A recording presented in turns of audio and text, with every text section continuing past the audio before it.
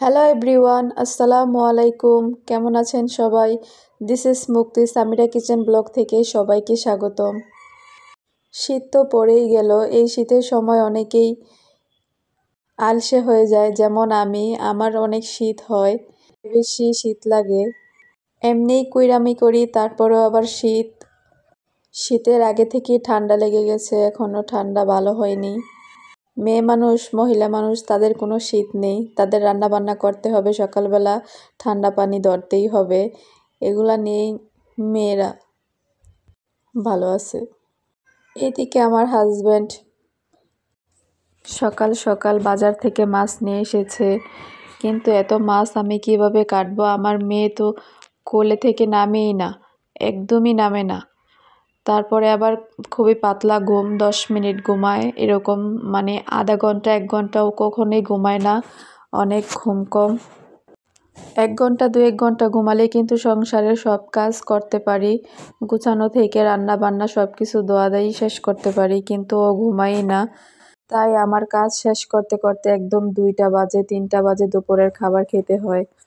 ভাবতেছিলাম এই মাছগুলি এখন কাটবো না, এই মাছগুলি আজকে পিঠার অর্ডার ছিল, তাই এখন কাটবো না, পরে কাটবো, ফ্রিজে রেখে দেব। 7 কেজি মাছ, এইখানে 7 কেজি মাছ আমি কখন এত সময় নিয়ে কাটবো ভেবেই পাচ্ছিলাম না, তাই ফ্রিজে রেখে দিলাম। 3টা তেলাপিয়া মাছই 3 কেজি, এরকম অবস্থা। মাছগুলি কেটে আনলেই ভালো হতো, কেন জানি বাজার থেকে মাছ কেটে আনে না, তাই রেখেই দিলাম ফ্রিজে। এদিকে আমার নকশি পিঠার অর্ডার ছিল, তাই নকশি পিঠা বানাতে কাই করে নিলাম। কাই করার পর রুটি বেলে কি সুন্দর পিঠা তৈরি হচ্ছে, ডিজাইনগুলো অসাধারণ ফুটে উঠেছে। শীতের সময় এই পিঠাটা একটু বেশিই চলে, সবাই পিঠা নেয় অর্ডার করে। আলহামদুলিল্লাহ ভালো ভালো অর্ডার আসছে। ভেবেছিলাম যে ছোট ছোট অর্ডার নেব না, তাই আল্লাহর রহমতে বড় বড় অর্ডারই আসছে। কেউ 50টা, কেউ 40টা এরকম অর্ডার দিচ্ছে, কেউ বা বিয়ের অনুষ্ঠানের জন্য অর্ডার দিল। সবাইকে থ্যাংক ইউ যারা যারা অর্ডার দিছে। বেশিরভাগই রিপিট কাস্টমার, যারা আমাদের আগে পিঠা নিয়েছিল আমাদের থেকে, মাঝখানটা তো আমাদের পেজটা অফ ছিল, তারাই আবার অনেক খুশি হয়েছে পেজে নতুন পোস্ট দেখে, তারাই অর্ডার করতেছে। এছাড়া নতুনও আছে, নতুনরাও অর্ডার করতেছে। আলহামদুলিল্লাহ অনেক অর্ডার পাইছি এবার। এই পিঠা তো আমার অনেক পছন্দ, আমার নিজেরই পছন্দ, তাহলে মানুষের কি অবশ্যই পছন্দের তো হবে। এই পিঠা খেতে বসলে মন চায় সবগুলাই খেয়ে ফেলি, এরকম একটা অবস্থা। পিঠার কাজ শেষ করে এদিকে মাছগুলি নিয়ে বসলাম। মাছগুলি এত ঠান্ডা ছিল, গরম পানি দিয়ে ভালো করে ভিজিয়ে রেখেছিলাম যেন বরফটা গলে যায়। আমি কিন্তু সবগুলা মাছ কাটি নাই, সবগুলা মাছ কাটলে আমি একদম দিনের বেলা হারিয়ে ফেলবো।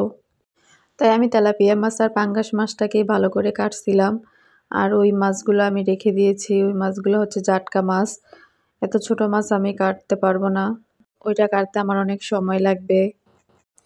পাঙ্গাস মাছ পছন্দের, তাই পাঙ্গাস মাছই খাই। আর তেলাপিয়া মাছ অনেক দিন পর নিয়ে আসছে। তেলাপিয়া মাছটা বেশি খাওয়া পড়ে না, মাছটা ভালো লাগে না, কিন্তু মাঝে মধ্যে ভালো লাগে। যেমন শীতের সিজন, এখন নতুন আলু, সিম, ফুলকপি, টমেটো দিয়ে রান্না করলে অনেক মজা লাগবে, তাই বললাম যে নিয়ে আসেন তেলাপিয়া, সমস্যা নাই। এই মাছগুলো আমি প্রথমে ঠান্ডা পানি দিয়ে 2-3 বার ধুয়েছি, তারপর গরম পানি দিয়ে, কারণ এই মাছের মধ্যে কেমন পিছলা পিছলা টাইপের থাকে, এই জন্য গরম পানি দিয়ে মাছগুলো ভালোভাবে ধুয়ে নিলাম। লবণ দিয়ে ভালো করে কেচে নিয়েছিলাম। মাছে ভাতে বাঙালি, মাছ ছাড়া চলেই না। মাছ প্রতি বেলায় বেলায় মাছ লাগে, মাছ ছাড়া মুখে ভাত যায় না, এরকম একটা অবস্থা। তাও আবার বড় মাছ, এরকম। আমরাই বাঙালি, আমরাই খাদ্যপ্রেমী, মাছ বেশি বেশি খাই। এই পর্যন্তই, আল্লাহ হাফেজ।